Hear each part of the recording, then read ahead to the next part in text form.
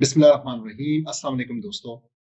कुछ दिन पहले एक काफी पुराना क्लिप, साल एक शायद पुराना है, वो देखने का मौका मिला। एक पॉडकास्ट है उरिया मकबूल जान साहब और हसन निसार साहब के दरमियान।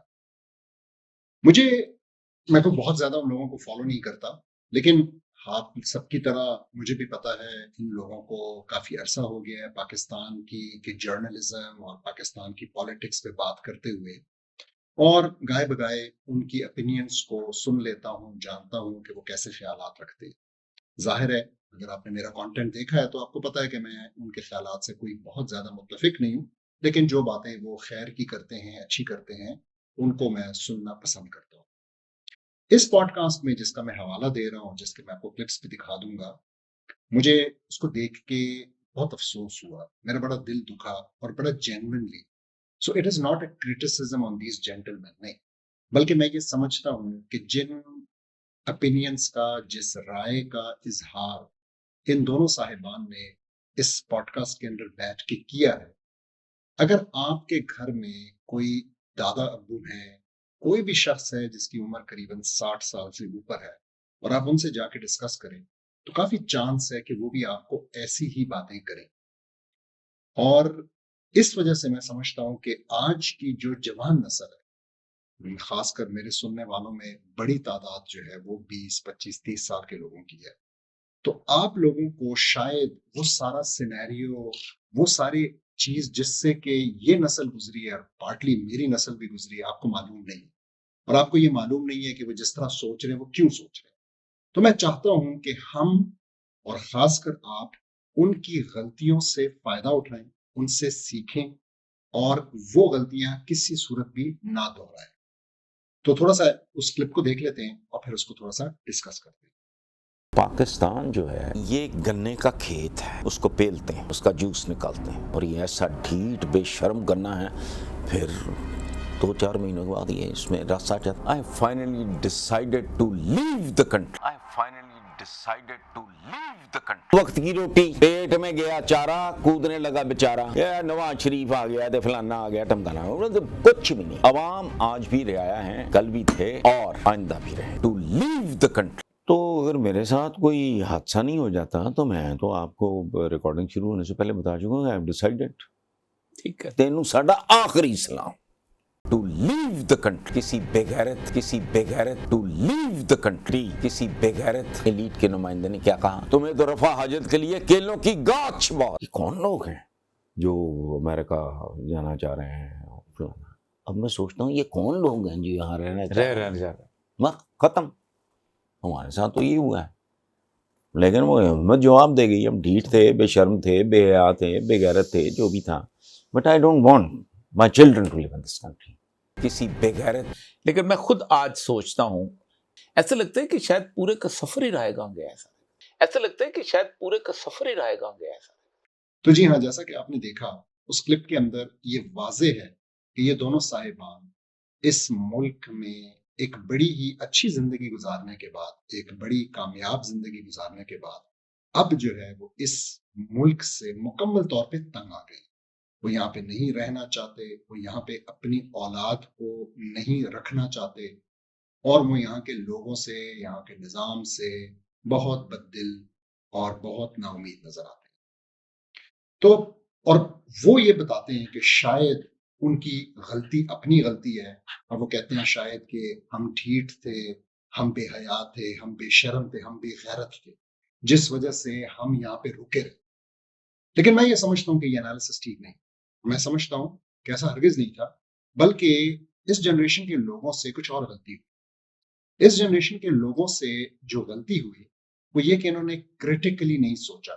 जब कभी भी इनके ऊपर कोई हुक्मरान आया, जब कभी भी इनके ऊपर कोई निजाम आया, जब कभी भी इनके जमाने के अंदर कोई भी कॉन्स्टिट्यूशनल अमेंडमेंट, आईनी तरमीम हुई, जी हाँ, जैसी कि अभी हमारी आंखों के सामने 26वीं और 27वीं हुई है, तो इन लोगों ने महज स्लोगन्स के ऊपर अपनी राय कायम की।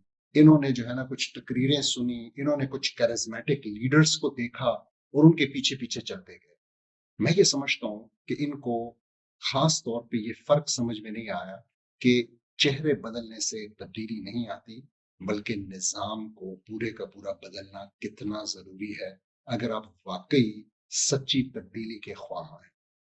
تو دیکھیں، جو غلطی ان سے ہوئی ہے کہ انہوں نے چاہے ایوب خان، چاہے بہت سارے اور ضیاء الحق، مشرف جیسے ڈکٹیٹرز تھے، ان میں سے اکثر، میں ان صاحبان کی پرٹیکولرلی بات نہیں کر رہا، لیکن ان میں سے اکثر لوگوں نے جب انہوں نے کچھ عرصہ گزار لیا اور اس کے بعد کچھ تھوڑا سا اپنے اس میں اسلامک ٹچ دیا، اگر ہم ضیاء الحق کی بات کریں، یا کچھ فلاح و بہبود کا ٹچ دیا، کچھ نیشنلائزیشن کا ٹچ دیا اگر ہم ایوب خان کی بات کریں، اور یا پاکستان فرسٹ اور اکانومی کو بہتر کرنے کا ٹچ دیا، اور امریکہ کے ساتھ دوستی کی اگر ہم مشرف کی بات کریں، تو بہت سے ہمارے سینئر لوگوں نے خوش ہو کر تالیاں بجائیں اور کہا کہ جی یہ کم سے کم ان سیاستدانوں سے بہتر ہے جو ہمیں لوٹ رہے تھے، جو کرپشن کر رہے تھے۔ پھر اسی طریقے سے جب کرزمیٹک قسم کے لیڈرز آئے، بھٹو آیا، اس نے UN کے اندر 71 کی جنگ کے دوران تقریر کی، کاغذ پھاڑ کے چلا گیا، یہ لوگ ان چیزوں سے امپریس ہو گئے۔ اس کے بعد جب بھٹو کو پھانسی دی گئی تو بے نظیر جب واپس آتی ہے، I think 86 میں، اس وقت جو ہے نا اتنا بڑا جلسہ، اور یہ لوگ جو ہے نا ان کے لیے تاریخ میں کالم لکھ رہے ہیں، یہ سب کچھ کر رہے ہیں۔ پھر اسی طریقے سے اس کے بعد ابھی ریسنٹلی ہم نے اپنی آنکھوں سے دیکھا کہ عمران خان کے ساتھ کس طریقے سے یہ سارے لوگ ایک پیج پہ ہو گئے، اور پھر جب عمران خان کو اپنے ہی کیے کی سزا ملی، اپنے ہی پاس کیے ہوئے رولز ریگولیشنز اور ترامیم کی سزا ملی، تو اس کے بعد یہ لوگ بدل ہو گئے۔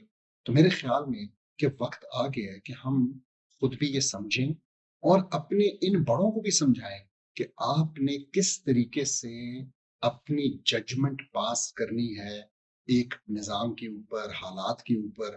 آپ نے کیسے سمجھنا ہے کہ کیا فرق ہوتا ہے چہروں کے اندر اور نظام کی تبدیلی میں، اور آپ نے کس طریقے سے سمجھنا ہے کہ ہم دوبارہ بیوقوف نہ بنیں اور ہم دوبارہ اس قسم کے نعروں، خالی نعروں کے پیچھے، ایمٹی سلوگنز جس کو ہم کہتے ہیں، یا اسی طریقے سے اسلامک ٹچ کے پیچھے، کبھی جو ہے نا ترامیم کے پیچھے، کبھی ایک خاص قسم کی جی ہم نے اپنے فلانے ہمسائے کو جو ہے نا مات دے دی اور ہم نے یہ کر دیا وہ کر دیا، اس قسم کی چیزوں کے پیچھے ہم نے بیوقوف نہیں بننا۔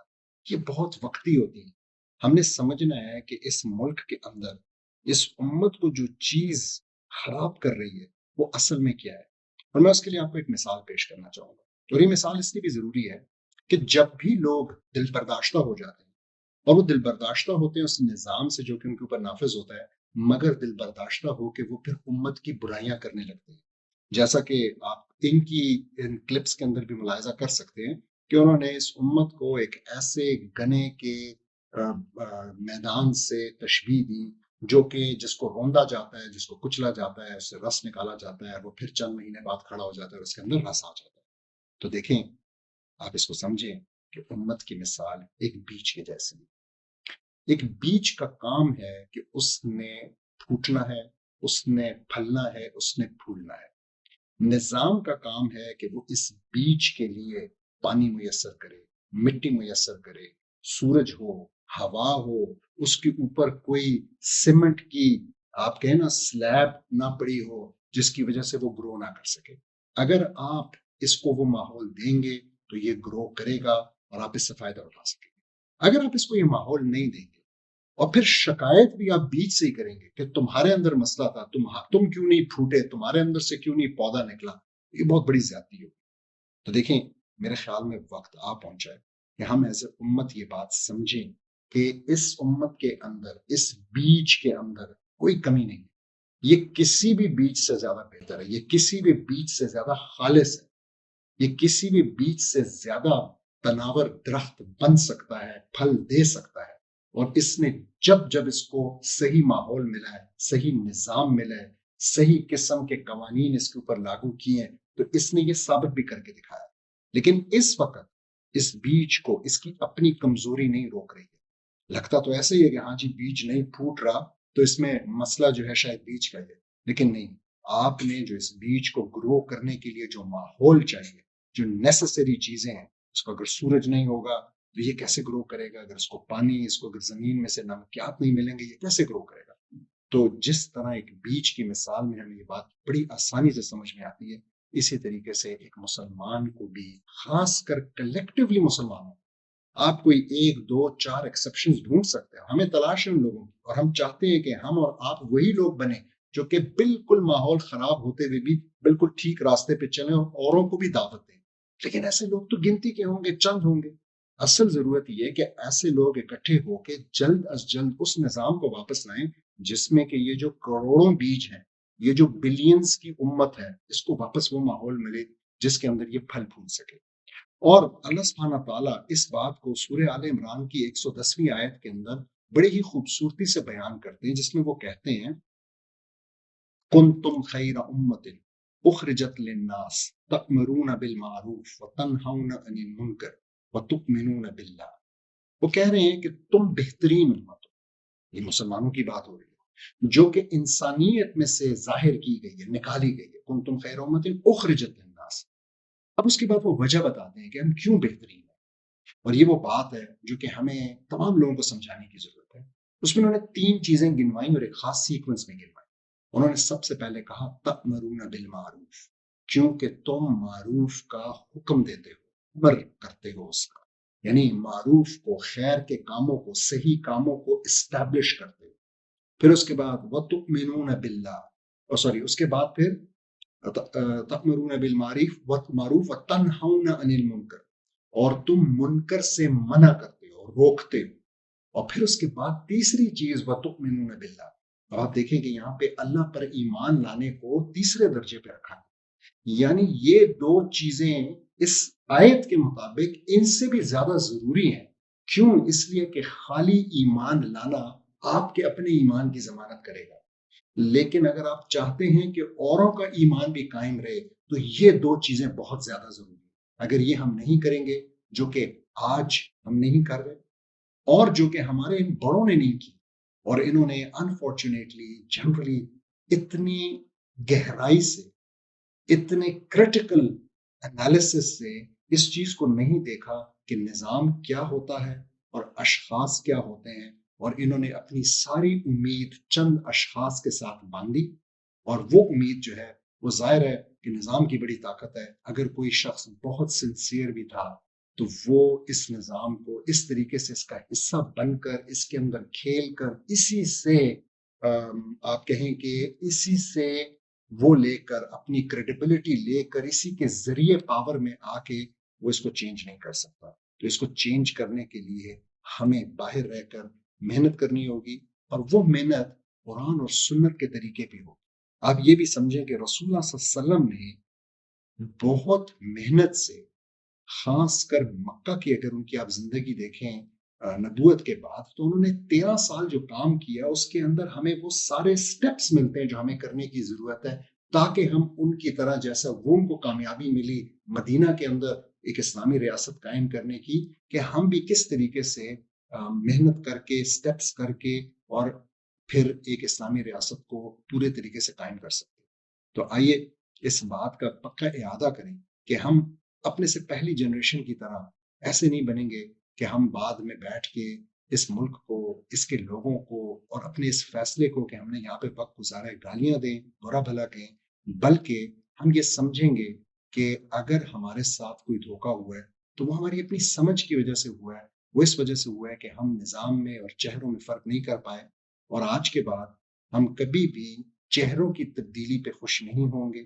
ہمیں ہمارے لیے بہت اچھی مثالیں ابھی انہی چند پچھلے 1-2 سالوں کے اندر ملتی ہیں, جیسا کہ بنگلہ دیش کے اندر ہم نے دیکھا مسلمانوں نے بڑی محنت سے پرانے 20-30 سال کی ایک جو ڈکٹیٹرشپ تھی, ایک فیملی کی چلی آ رہی تھی, اس سے جان چھڑائی. لیکن ان کو کیا ملا؟ کیا ان کو یہ کرنے کے بعد ایک اسلامی نظام مل گیا, یا ان کو بھی دوبارہ سے وہی نظام, وہی لوگ, اور ایک نیا چہرہ امپورٹ کر کے اور ان کے اوپر محمد یونس صاحب کی شکل میں بچھا دیا گیا؟ تو وہ پھر سے اس چکی کے اندر گھومنے لگے ہیں, اور اسی چکی کے اندر چند سال کے اندر ہم دیکھیں گے کہ وہ پس رہے ہوں گے, اور یہ سائیکل جاری رہے گا. تو اس سائیکل کو توڑنے کا صرف ایک حل ہے کہ ہم اس بات کی اچھے طریقے سے تشخیص کر لیں کہ نظام اور چہروں کے اندر فرق ہوتا ہے. جزاک اللہ خیر.